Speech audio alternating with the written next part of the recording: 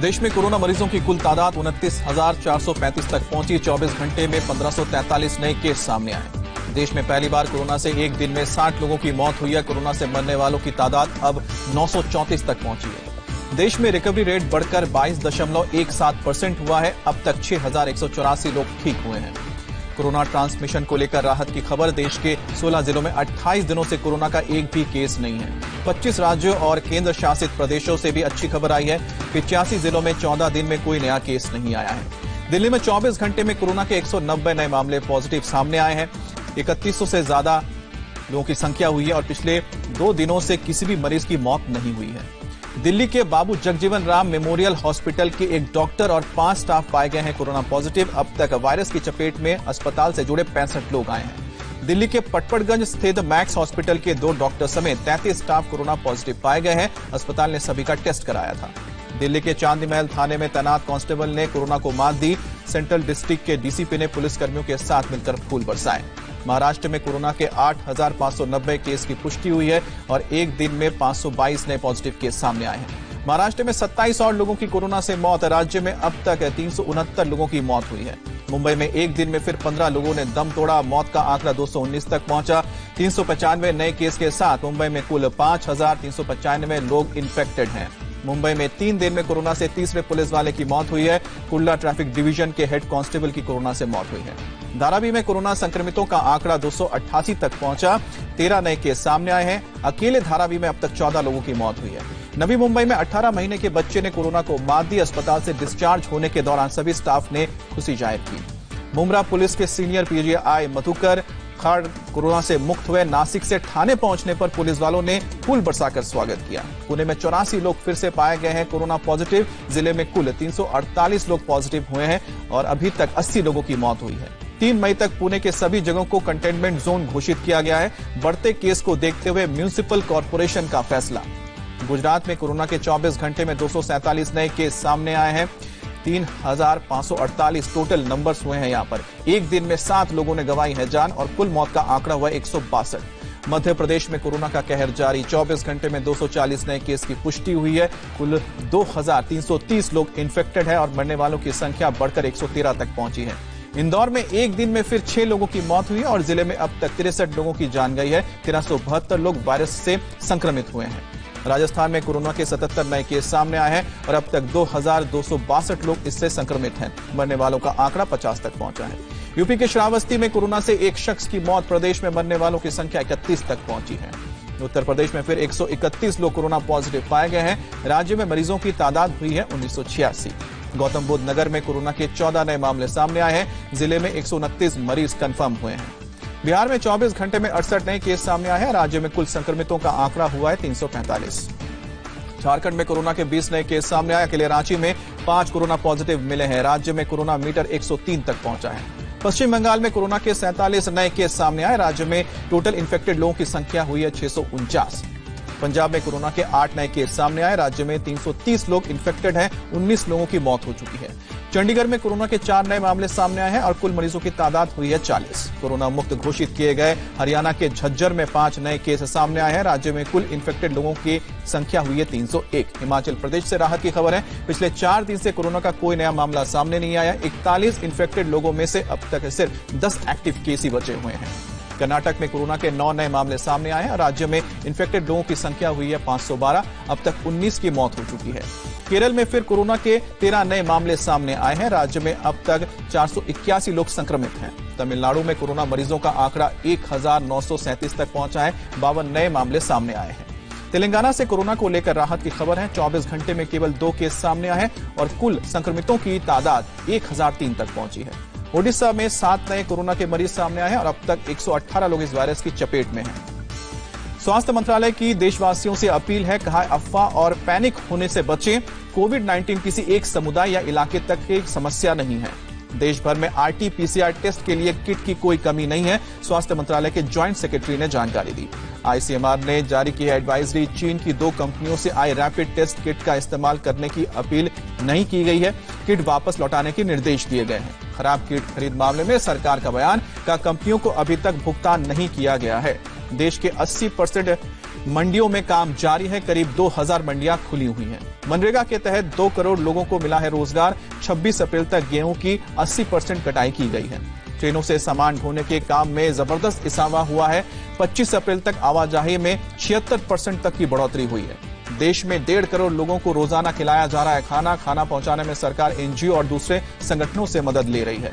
Corona पर सभी राज्यों के मुख्यमंत्रियों के साथ प्रधानमंत्री मोदी की बैठक हुई। ओडिशा सहित कई राज्यों के मुख्यमंत्रियों ने लॉकडाउन बढ़ाने की वकालत की है।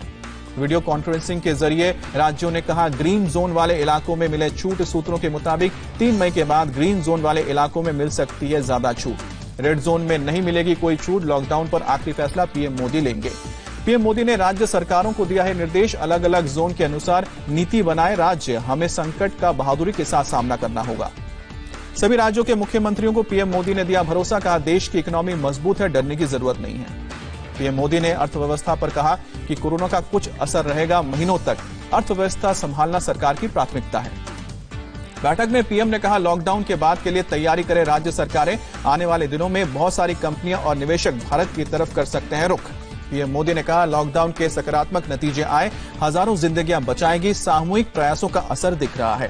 कांग्रेस नेता अधीर रंजन चौधरी ने कोरोना से लड़ने में सरकार की कोशिशों की तारीफ की। कहा, ग्लोबल लीडर बन सकता है भारत। अधीर रंजन चौधरी ने कहा, अमेरिका यूरोप को देखकर लगता है हम आगे हैं। अगर मौके को सही ढंग से इस्तेमाल करेंगे तो भारत एक मॉडल के रूप में आगे आएगा। लॉकडाउन को लेकर पश्चिम बंगाल के मुख्यमंत्री ममता बनर्जी का केंद्र पर हमला। कहा, लॉकडाउन को लेकर केंद्र के फरमान में कंफ्यूजन है। पीएम के साथ वीडियो कॉन्फ्रेंसिंग के दौरान बोली ममता, बैठक में हमें नहीं बोलने दिया गया, हमें 3 घंटे तक गूंगा बहरा बनाकर बिठाया गया। जून और जुलाई में कोरोना केस में बढ़ोतरी की आशंका, पीएम ने तैयारी के निर्देश दिए। छत्तीसगढ़ के हेल्थ मिनिस्टर टीएस सिंहदेव का बयान। पीएम के साथ कॉन्फ्रेंस के बाद बोले पुडुचेरी के सीएम वी नारायणसामी। लॉकडाउन बढ़ाने के पक्ष में ज्यादातर मुख्यमंत्री। प्रोत्साहन पैकेज की भी मांग की गई है। कोरोना से जंग के लिए राजस्थान के सीएम अशोक गहलोत ने पीएम मोदी को भेजे हैं 15 सुझाव। राज्यों को 1 लाख करोड़ की आर्थिक मदद की मांग की है। दिल्ली में आज से कुछ सेवाओं में दी जाएगी छूट। वेटरनरी हॉस्पिटल, डिस्पेंसरी और क्लिनिक के साथ प्लम्बर, इलेक्ट्रीशियन को काम करने की इजाजत होगी। दक्षिण दिल्ली और नई दिल्ली के एक इलाके हॉटस्पॉट में बदले। अब तक 99 इलाके हॉटस्पॉट में तब्दील हुए हैं। दिल्ली सरकार के मंत्री इमरान हुसैन के खिलाफ दर्ज होगी एफआईआर। लॉकडाउन के दौरान सदर बाजार इलाके में घूमने का मामला सामने आया है। प्रयागराज में लॉकडाउन की वजह से फंसे छात्रों को लेकर योगी सरकार का बड़ा फैसला। 300 बसों के जरिए इन्हें वापस भेजा जाएगा। हरियाणा में फंसे 12,000 मजदूरों को 349 बसों के जरिए लाया गया यूपी। जांच के बाद जिलों में क्वारंटीन में रखा गया है। दूसरे राज्यों से आ रहे लोगों को लेकर योगी सरकार का निर्देश। यूपी के हर जिले में 15 से 25,000 की क्षमता वाले क्वारंटीन सेंटर बनाने के निर्देश। यूपी में शिक्षकों को कोरोना वॉरियर बनाने के लिए तैयारी। ट्रेनिंग ले चुके शिक्षक दूसरे जिलों के टीचर्स को अब प्रशिक्षण देंगे। उत्तर प्रदेश सरकार ने 722 डॉक्टर्स की एक लिस्ट जारी की है। लॉकडाउन की वजह से टेलीमेडिसिन के जरिए डॉक्टर्स करेंगे इलाज। यूपी के स्कूलों में 2019-20 से सेशन में फीस न बढ़ाने के आदेश दिए गए हैं। डिप्टी सीएम दिनेश शर्मा ने आदेश जारी किया है। लॉकडाउन के उल्लंघन पर नोएडा और ग्रेटर नोएडा में 14 लोग गिरफ्तार हुए। 156 गाड़ियों का चालान भी कटा है। जयपुर में अब सुपर स्प्रेडर्स की पहचान होगी। राज्य सरकार ने जारी किया है आदेश। घर घर राशन पहुंचाने वाले दुकानदारों की सैंपल टेस्टिंग के निर्देश। चंडीगढ़ में प्रशासन ने कोरोना से निपटने के लिए बनाई एक कमेटी। कर्फ्यू के बाद उठाए जाने वाले कदमों के बारे में सुझाव देगी कमेटी। मुंबई पुलिस ने तबलीगी जमात से जुड़े 11 इंडोनेशिया नागरिकों को गिरफ्तार किया। वीजा रेगुलेशन एक्ट के उल्लंघन का आरोप लगा। भोपाल के चिरायू मेडिकल कॉलेज में भर्ती कोरोना संक्रमित ने बदसलूकी की। दाल चावल की जगह नॉनवेज खाने की मांग को लेकर हंगामा किया। झारखंड सरकार का फैसला, फिलहाल दुकान खोलने के केंद्र सरकार के गाइडलाइंस को लागू नहीं करेंगे। सोरेन सरकार कोरोना के बढ़ते मामले का तर्क दिया है। पश्चिम बंगाल में 4 इलाके रेड जोन में तब्दील हुए। 11 इलाकों को ऑरेंज जोन में रखा गया। 8 इलाके ग्रीन जोन डिक्लेयर। केंद्रीय मंत्री नितिन गडकरी राज्यों के सड़क परिवहन और पीडब्ल्यूडी मिनिस्टर्स के साथ बैठक करेंगे। वीडियो कॉन्फ्रेंसिंग के जरिए सुबह 11 बजे बैठक है।